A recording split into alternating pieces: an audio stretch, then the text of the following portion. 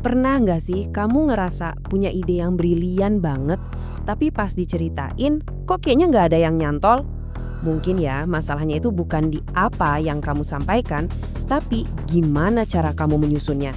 Nah, disinilah petualangan kita dimulai, karena cerita yang hebat itu selalu punya struktur. Oke, bagian pertama ini kita sebut ide hebat, cerita gagal. Kayaknya familiar ya. Kita semua pasti pernah lihat ide-ide cemerlang yang akhirnya, ya gitu deh, layu sebelum berkembang. Yuk kita cari tahu kenapa. Coba deh, ingat-ingat lagi. Mungkin waktu kamu pitching ide startup, atau presentasi di depan dosen, atau bahkan cuma usul proyek baru di tongkrongan. Idemu bagus, kamu yakin 100%. Tapi kenapa ya audiensnya cuma manggut-manggut aja, tanpa ada binar semangat di mata mereka? Apa coba yang salah? Sering banget, masalahnya itu bukan di idenya, tapi di cara kita bungkusnya. Sebuah ide brilian yang disampaikan dengan cerita yang acak-acakan, tuh ibarat gedung megah tapi nggak punya fondasi. Ya bakal runtuh, bahkan sebelum orang sempat lihat bagusnya di mana. Nah, buat ngatasin masalah tadi, kita bakal masuk ke sebuah petualangan baru. Anggap aja ini level selanjutnya. Selamat datang di Quest 3, Arsitektur Cerita. Gini, di sini kita tuh nggak lagi belajar nulis puisi atau novel ya. Fokus kita adalah gimana caranya merancang sebuah cerita biar efektif, biar bisa meyakinkan, bisa menggerakkan, dan bisa mencapai tujuan. Ini bukan soal kata-kata indah, tapi ini soal strategi dan struktur. Terus, apa sih arsitektur cerita itu? Coba bayangin, seorang arsitek.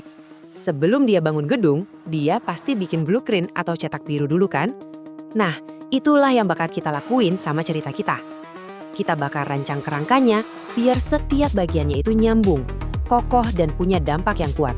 Biar kita makin paham pentingnya ini di dunia nyata, yuk kita dengerin nasihat langsung dari dua pemandu kita. Mereka ini datang dari medan perang industri.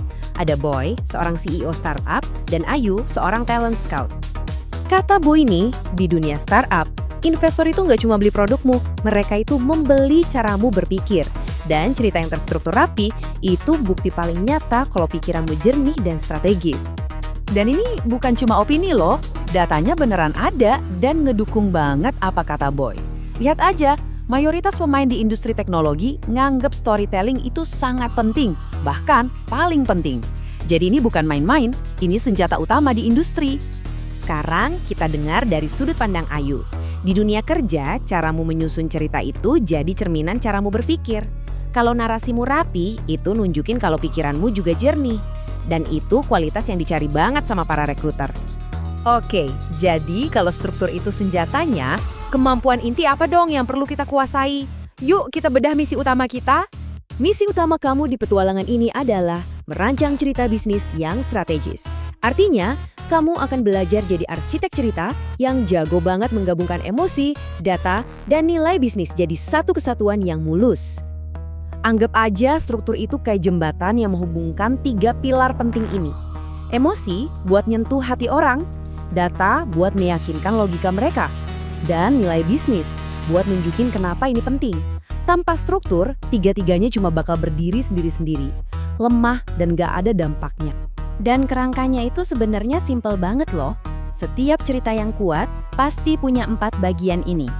Konteks sebagai latar belakangnya, rintangan sebagai masalahnya, resolusi sebagai solusinya, dan pesan kunci atau takeaway yang harus diingat sama audiens. Sesimpel itu, tapi dampaknya luar biasa. Oke, sekarang udah kebayang kan?